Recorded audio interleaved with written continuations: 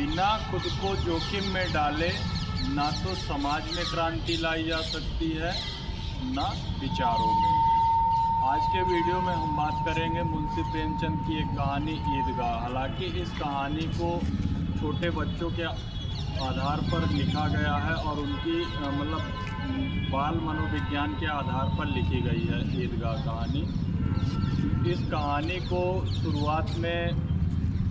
शुरुआती लेवल से पढ़ाया जाता है तथा इसका आगे भी विचार है।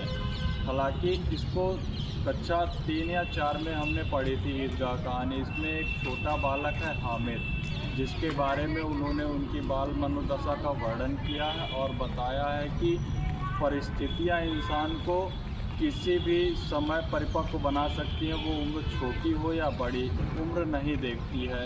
हामिद का भी यही हुआ था। उसके सामने ऐसी परिस्थितियां आईं कि वह बचपन में ही परिपक्वता के गुण उसमें प्रदर्शित होने लगे। और ईदगाह कहानी में शुरुआत होती है कि हामिद नाम का एक बालक होता है जो अपनी दादी अमीना के साथ रहता है और उसके माता पिता का हाल ही में देहांत हो चुका होता है। और उसकी दादी उसको बताती है, अमीना, कि तुम्हारे पिताजी धन कमाने के लिए बाहर गए हुए हैं और तुम्हारी माता अल्लाह के पास तुम्हारे लिए उपहार लेने गई है। इन्हीं सब बातों से वह बालक को उलझाए रखती है और दिन कटते रहते हैं।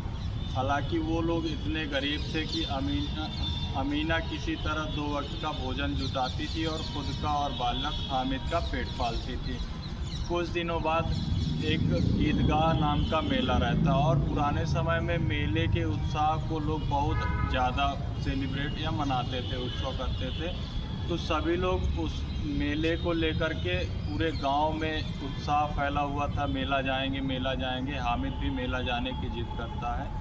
हालांकि अमीना कहीं ना कहीं से किसी तरह जुगाड़ करके उसके लिए 2 पैसे ले आती है हामिद के लिए।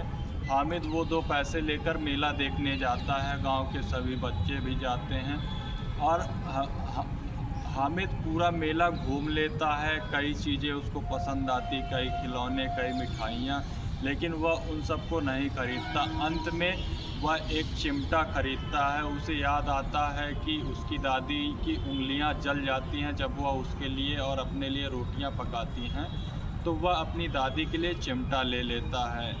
और पूरा सब कुछ मेला देखने के बाद वो मात्र 2 पैसे का चिमटा लेके वापस आता है। और जब उसकी दादी देखती है कि बालक हामिद चिमटा लेके आया है, तो उसकी दादी प्रेम से भाव विह्वल होकर रोने लगती है। और इस कहानी से हमें सीख ये मिलती है कि ये कहानी ईदगाह प्रेम और त्याग की प्रतिमूर्ति है। और इसमें यही एक लाइन जो सार इसका निकल करके आता है, वो सार ये है कि परिस्थितियाँ कच्ची उम्र में भी बालकों को परिपक्व बना देती हैं। आज प्रेमचंद की ये कहानी का सार यही था।